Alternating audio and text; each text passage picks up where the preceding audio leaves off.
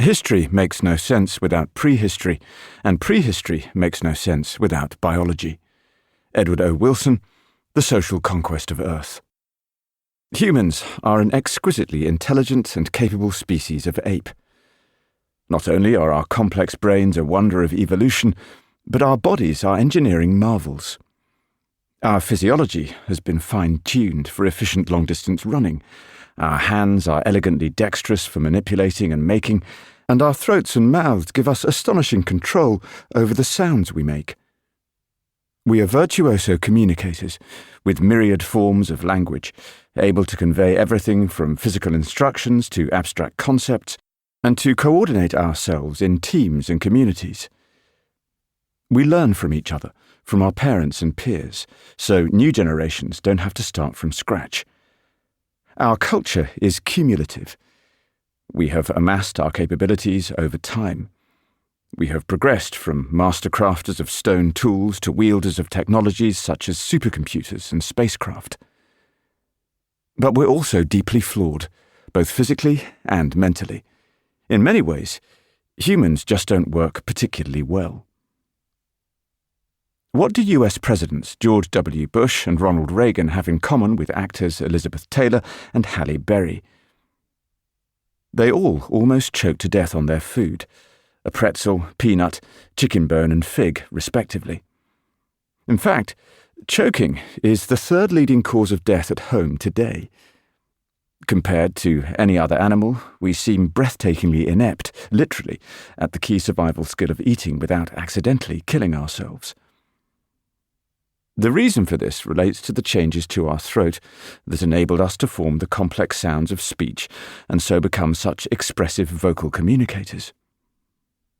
During the evolution of our species, the larynx rose higher in the neck and changed its structure to allow more control over sound generation. In all mammals, the pipelines for breathing and eating share a short section of the same tube, with a small flap called the epiglottis, serving as a trap door to close off the windpipe when swallowing. But the remodeling of the human throat significantly increased the chances of food getting stuck in the windpipe.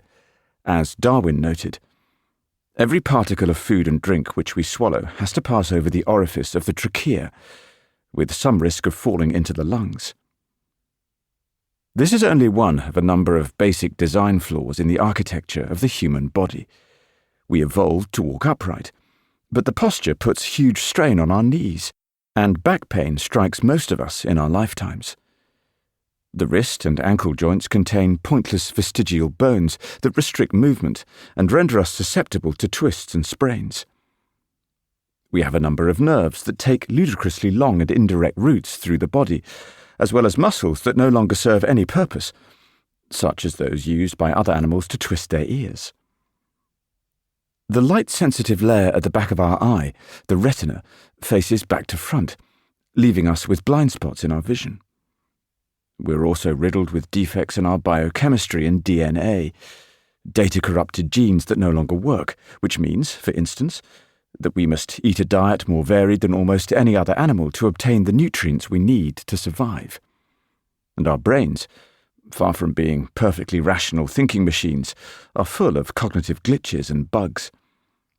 We're also prone to addictions that drive compulsive behavior, sometimes along self-destructive paths. Many of these apparent faults are the result of evolutionary compromise. When a particular gene or anatomical structure is needed to satisfy several conflicting demands at the same time, no one function can be perfectly optimized. Our throats must be suitable not only for breathing and eating, but also for articulating speech. Our brains need to make survival decisions in complex, unpredictable environments, but they need to do so with incomplete information and, crucially, very rapidly. It is clear that evolution strives not for the perfect, but merely the good enough.